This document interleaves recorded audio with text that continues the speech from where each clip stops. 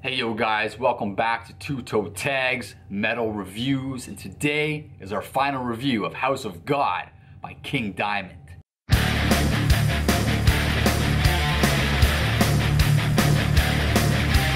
So yeah, if you guys are fresh to this was TV Fish's first time listening to a King Diamond album for an entire week, and we did our first impressions last week, and you guys can go watch that video to see it.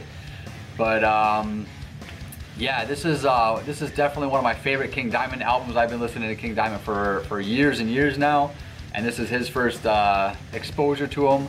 So I'm gonna just toss the floor over to you, man. Let's see what you thought of listening to this album. All right, so this album gave me an interesting treatment throughout the week because I found I was constantly flip-flopping of with my opinions of this album. There were some days this week where I'm like, fuck, this album's sick, oh, that song you did, oh, that's cool. And then there were some days where I'm like, hey, I don't know if I'm feeling this, it's kind of like okay. It was very mood driven. Yeah, you know, you like to say a lot that sometimes you have to really be in the mood for some music, and after having that experience this week, I'd have to say that this is definitely a mood driven album where I gotta be in the right kind of mood to put this album on and enjoy it properly.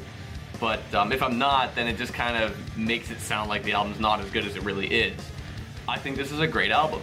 I think this is a very well constructed album because it's a concept album and all of the songs flow so well, you don't feel like there's anything disjunct. You feel like the story is really being told even if you don't know the lyrics or the story itself. That's true. I feel though that if you didn't know this was a concept album, it may or may not give it away.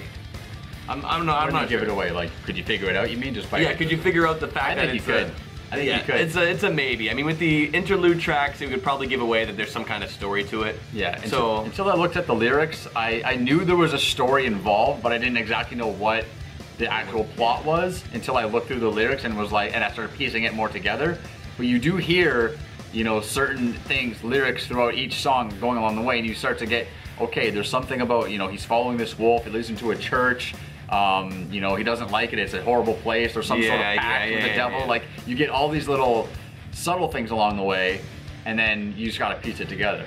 Yeah, good point. But last week I talked about a few songs that stood out to me in my first impression, and there are two songs I'd like to talk about that started to stand out to me while I was listening to it over the week, and those songs are Just a Shadow and Catacomb. So, Just a Shadow, it's a cool groove, and I said this last week, I said this about the entire album, great grooves.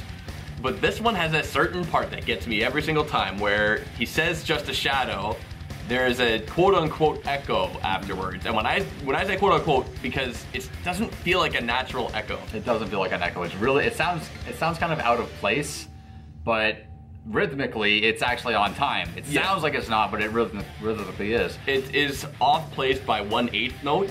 So if you're counting, you can count and it will line up on the rhythmic grid, but it doesn't sound like a natural echo for that reason, that it fits perfectly on the grid. That's something that when I first listened to this album, it stood out to me and it kind of bugged me. And I was like, what is it? Like, seems like almost like an editing flaw. But the more I listen to it, it seems like it's like a creative choice that they made, that it sounds out of place, but when you really analyze it, it's not out of place at all. And it's kind of almost ingenious the way they put it in there. Yeah, it kind of offsets you enough that it will become memorable. So every time you hear that song, you're like, fuck, that's coming up. Like, that will get in your head. And that's in other songs too. There's a couple other songs with parts like that. So it's almost like a theme that kind of, you know, is throughout the album, and just little subtle parts, but that's definitely the more prominent that it happens. So the other song that started to jump out at me was Catacomb.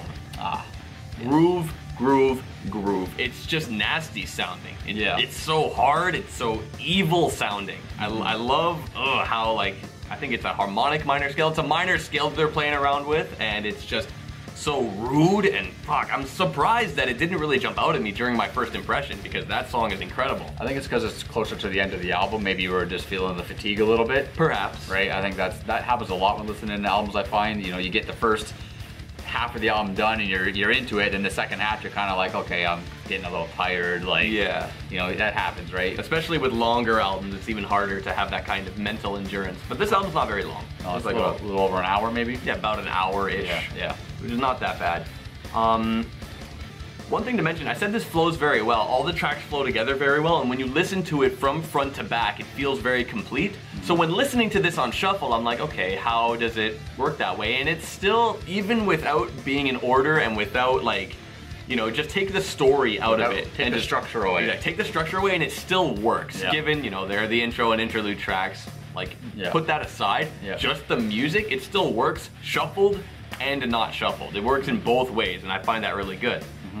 I said this last week, but Upon the Cross is still an incredible intro track. Very good atmosphere building. I really liked Passage to Hell. Yeah. For the weird reasons. His voice sounds so funny when he says these lines. Funny. Dude, it's so silly and dorky sounding, but I love it. And you can tell he's really getting into the role when he's saying what he does in that track. Well, King Diamond as a band in total is very narrative-driven music, right? So they're constantly telling stories. But the thing with King Diamond is he always puts himself in that role. So he does all the voices. He does the high voices, he does the low voices, he does the growling. He does all these voices to just try to set that mood and paint that picture. And to me, that makes it all the more enjoyable when they're really just putting you there. It's like he's reading you a story and he's acting out each character as he does it. Yeah, and that's very impressive that he can do that. Like, his vocal range is massive. Yeah, great vocal diversity. And, you know, I think I'm fortunate enough to appreciate his voice from the first listen. Right. Because, as you said, this is a band with an acquired taste. Yeah. If you don't like the high-pitched vocals, it's gonna be just straight up tough to listen to because it's gonna start annoying you. And once you get it, though, you can appreciate so much more about this band. I think it's something that if you do get annoyed with it right away, give it a couple chances, let it grow on you. Because I remember the first time I heard King Diamond, I laughed. I literally laughed. Like, I thought it was hilarious. I thought it was ridiculous. But then I was just like, you know what? I was actually getting tattooed, and my tattoo artist was playing King Diamond, and I was like really starting to get into it. And I was like, what is this? And he goes, it's King Diamond. I'm like, I thought it was King Diamond. This is fucking cool. This is rad. And then that's when I went out and bought a bunch of King Diamond albums. That was kind of how I got into it. So yeah. What did you think of Peace of Mind, the outro track? Great track. Yeah. I liked it. You can say it quote unquote doesn't fit because it doesn't really have as many of the tropes of all the other songs, but it's a great outro track. He's dead, like he hung himself, you know, the character. Yeah. And when I listen to the song, I kind of picture it as like, this is his consciousness pretty much saying like, okay, everything I need to do is done, it's over. I don't have to deal with anything anymore because I've been trapped in this church. I hate it. There's no point to life anymore. So it's just kind of, you're floating in space. I feel like it's like an ascension. Perhaps. I mean, an ascension of the soul. Or in the literal manner, the ascension of his body hanging from a noose. Yeah, that's true too. So, but I get that sense. It's where it's just basically the closing off of this story. It's like the perfect ending track. Yeah, I think it does very well at that. So anyway, now after that, all that's been said, what do you rate this album? You know, this album, I picked it for a reason. I think this album, it checks all the boxes for me. Rhythmically, it's very groovy. Melodically, it's got awesome riffs, great solos. Lyrically, it's very interesting. Vocally, it's very diverse and, you know, fun to listen to. Stylistically, it's cool. All the songs present something different. They each sound unique in their own way. This album is just basically the full package in my opinion, and it definitely gets a toe tag from me. Very easy. So now you want to know my rating. I want to know what your rating is. Like I said, my opinions on this album are flip-flopping. And when it came for the time to me to decide what do I want to rate it, I'm like, fuck man, I'm worried. I don't know, one day I might rate it this, one day I might rate it that. But I think the way that you put this album was very well worded, that it checks all the boxes. I thought about that. I'm like, you know what? This album has everything you could really enjoy in an album. As long as you get over the hurdle of his getting used to his voice, it gives you everything you'd really want. So for me, this album gets a toe tag, meaning this album has two toe tags, and it goes on our list of 2 toe tag albums. Well-deserved. The well-deserved album. This is very impressive that it just does everything for you. You know, one thing I'll add is King Diamond as a band is very, if you like this album, you'll like a lot of their other albums, is what I'm trying to say. This album for me personally, stands out a little bit amongst the rest, but when I was trying to choose a King Diamond album for you to listen to, there was like a few that I was kind of tossing between. This one edged it out, but I mean, if you like this, I wouldn't sleep on the other ones. I would definitely give his other albums a chance. I haven't even listened to his entire discography, like all of them, but most of it I'd say I've got under my belt. But yeah, give it a chance, guys. And let us know in the comments below if you guys like King Diamond, of course.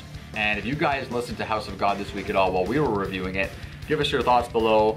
Tell us what your favorite songs were. If anything that you didn't like, let us know that too. We're always curious to know what you guys think of things that we review.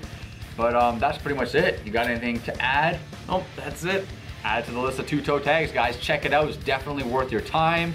Give it a chance. If the vocals are hurting your ears a little bit, trust me, it'll grow on you. This guy's got one of the most unique voices in metal, period. But that's pretty much it for this video. So be sure to like it, subscribe if you guys are new to the channel, and keep it locked because we have lots more heavy metal content for you guys coming very soon. I'm Vile Self. I'm TV Fish. See you guys on the next one. Later.